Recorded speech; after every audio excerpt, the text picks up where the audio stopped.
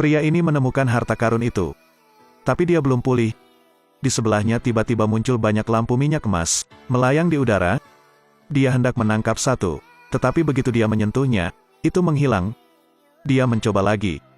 Sepertinya mereka semua bayangan. Dia mengangkat tongkat sihirnya dan menyentuh lampu minyak. Cukup sentuh lampu dan itu akan hilang. Dia mengayunkan tongkatnya.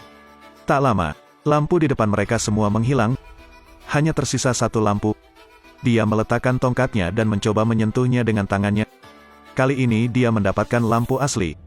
Saat dia melihat sekeliling, lalu ada suara besar. Dinding di dalam gua mulai bergetar hebat. Dia tidak bisa tinggal di sini lagi. Dia harus segera pergi. Dia pergi dengan cara lama. Melompati sungai lava, berpegangan pada tali untuk keluar dari gua. Dia akhirnya keluar dengan sukses. Tapi tukang sihir yang berdiri di luar telah mencuri lampu minyak, mendorongnya ke dalam gua lagi. Selama perjuangan, dia tidak memegang kuat lampu minyak tanah, jadi dia jatuh ke dalam gua bersama Aladin. Tapi waktu telah berakhir, gua telah disegel kembali. Memikirkan lampu minyak yang hilang, penyihir itu sangat marah. Dia ingin menggunakan sihir untuk membuka pintu gua-gua, tetapi batu yang menghalangi pintu masuk gua tidak terluka. Dia tidak punya pilihan selain pergi. Aladin jatuh ke dalam gua dan bangun. Dia melihat lampu minyak jatuh ke tanah. Angkat dan ikat. Sekarang dia harus keluar. Tapi pintu gua itu beberapa meter di atas tanah. Bagaimana cara naik ke sini?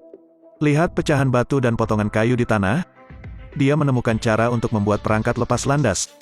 Kemudian gunakan tali untuk menarik batu ke bawah. Saat batu jatuh menimpa potongan kayu, dia bisa terbang keluar.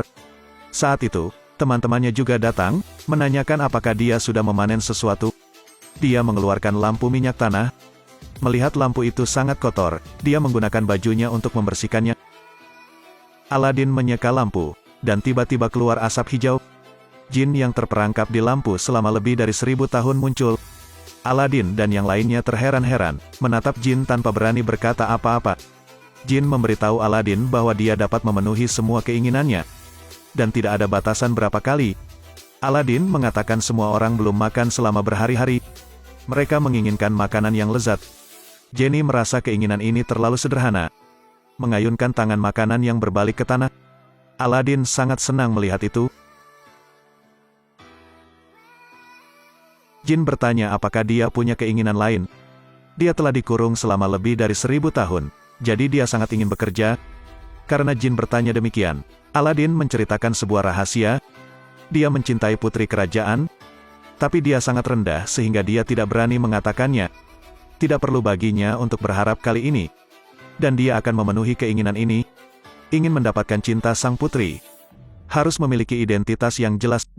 Jin itu menjentikkan jarinya. Api hijau menyelimutinya.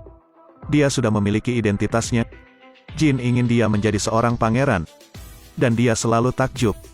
Seorang pangeran tanpa tempat tinggal tidaklah baik. Jin melambaikan tangannya lagi, dan sebuah istana jatuh dari langit. Semua orang memasuki istana bersama. Aula besar, mencolok, dan mewah ini. Istana kerajaan juga tidak ada bandingannya. Melihat sekeliling, Aladin terkesima. Jin mengatakan itu padanya. Selama dia memegang lampu di tangannya, dia akan mematuhi semua perintahnya. Sekarang Anda harus mengundang sang putri untuk datang ke sini sebagai tamu.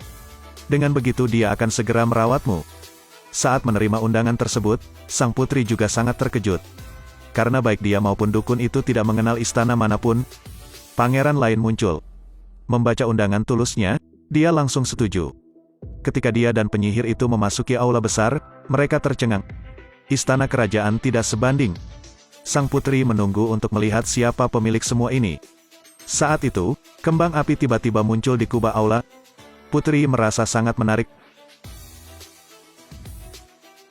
Aladin mengendarai karpet terbang dan mendarat di depan sang putri. Sang putri sudah tertarik dengan penampilan dan auranya. Dengan bantuan Jin, Aladin dari anak laki-laki berstatus rendah menjadi pangeran yang elegan, juga dicintai oleh putri kerajaan.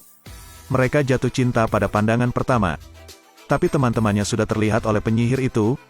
Saat ini, dia tahu bahwa sang pangeran adalah Aladin yang mencari jin sebelumnya.